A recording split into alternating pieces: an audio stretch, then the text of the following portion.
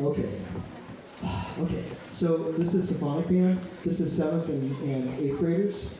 And before we start, just want to make sure everyone is really well aware with the concert band group and the symphonic group, there are honor orchestra auditions that are coming up. The middle school audition website went live on Tuesday. I posted that on Google Classroom. It's for 7th and 8th graders. And the elementary stuff went up a few weeks ago. That's a packet. They have to pre-audition for me to get invited to the main audition because there's a lot of elementary school kids. That's 6th graders. So if you're interested at all in doing auditioning for this stuff, please do the audition. Don't worry about getting in or not getting in. Do the audition if you want to do it. I auditioned in my district for tons of this stuff. I never made it in until I was a senior in high school. I tried like 6 or 7 times, and the last time I got in, I turned out okay. It's totally okay to do this and not get picked. It's not the end of the world. And sometimes the kids that audition but don't get in, they see the most amount of growth in playing. And you want your kid to be able to be ready for that interview, for college, for that career. An audition is an interview. That's what it is. So please, don't be afraid of that. I've been through it. I've done professional auditions, and some go well, and some don't go so well, and that's okay. Okay, so I put together some really crazy music, and there's not really a theme, it just kind of goes, so just bear with me. The first piece is You're a Mean One, Mr. Grinch, lyrics by Dr. Seuss, and this is pretty close to the original. It's in a different key, but there's a lot of chromaticism, so a lot of half steps. So 6th graders, if you really want to play a piece like this, you need to know your chromatic scale. You're a Mean One, Mr. Grinch.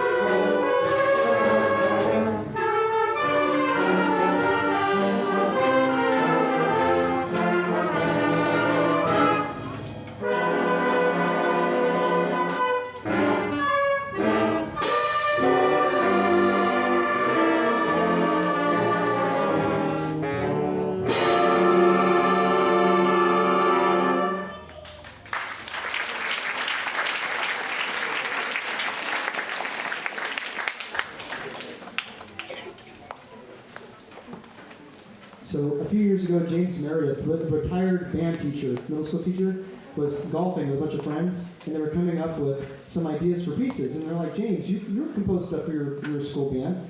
He's like, yeah, but I don't think my stuff's good enough. And they're like, your stuff's really good. So his friends on the golf course got him to publish this one piece that he wrote called Zombie Tango. So the premise with this piece is awesome. The premise is these two Argentinian world champion tango dancers have died. And there's a tango competition right where they're buried. Well, they hear it, they come out of the grave, and they show up because they're ready to dance from beyond the grave as zombies. And they are ready to win, except everything is not as it was before they died. So as they dance, different parts of their bodies start to fall apart. So like you may hear an ankle break, you may hear some weird stuff, you may hear like a weird pivot. They are trying to give it their all and dance this really amazing tango, and they are literally decomposing. Zombie tango.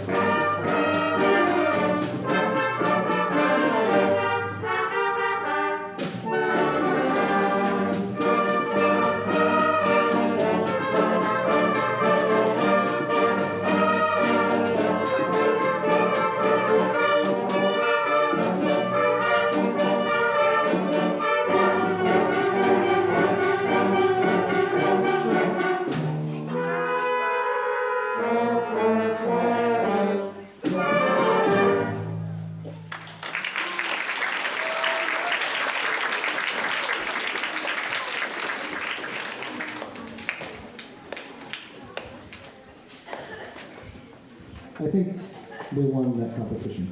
Okay, so what's next? Oh, one of my favorite pieces. Okay, so after this piece is done, we're going to have Symphonic. You are going to leave the first 2 rows. Mr. Gassi, we want to play a piece composed of all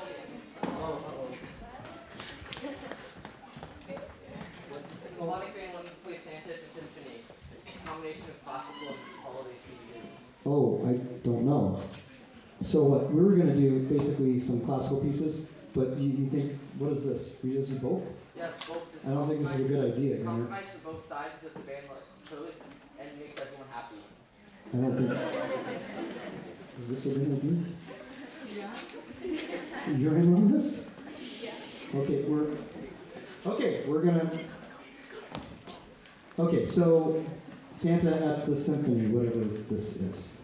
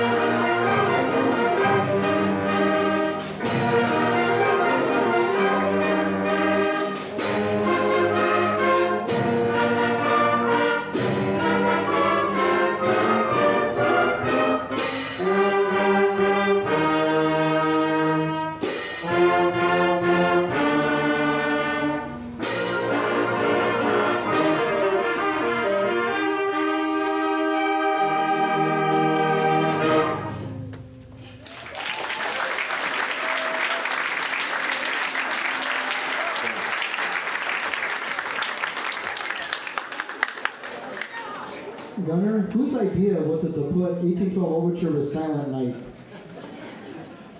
We'll talk after the concert. Okay. So this next piece, this is one of my favorite pieces. And this is really difficult. This is the most difficult chorale that I could have like a middle school play. This is the part of the finale to the Mahler Third Symphony. The Mahler Third Symphony is an hour and a half long. We're not doing that much tonight.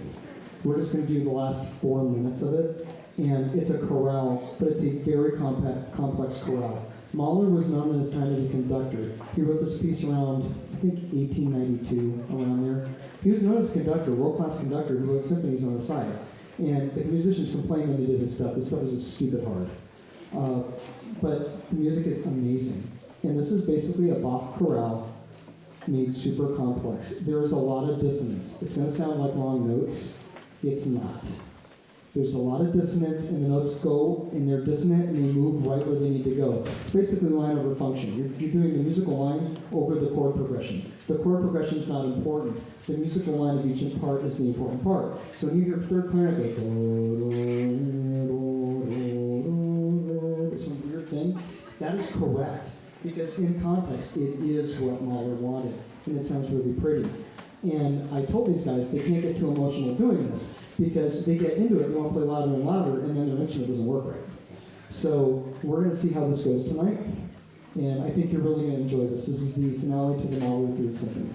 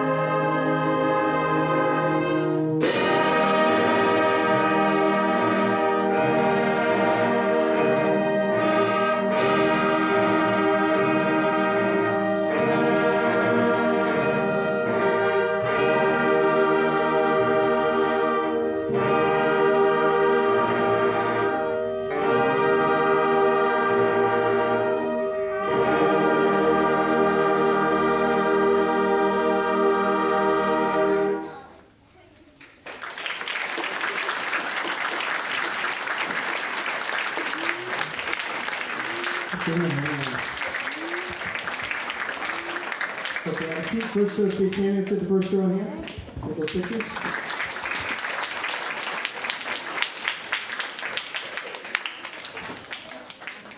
See, 8th grade boys are stoic. Good lesson. Have a seat. Second row, please stand.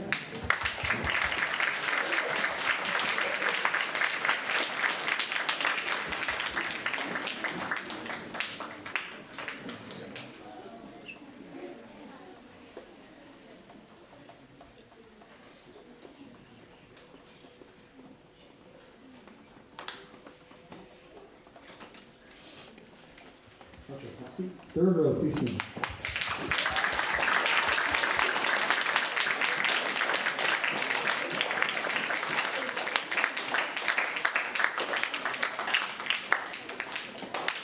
Still saxophone.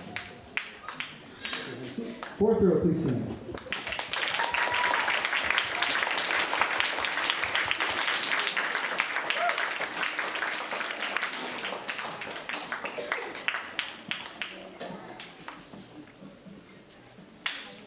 Okay, have a seat, and then my percussion in the back.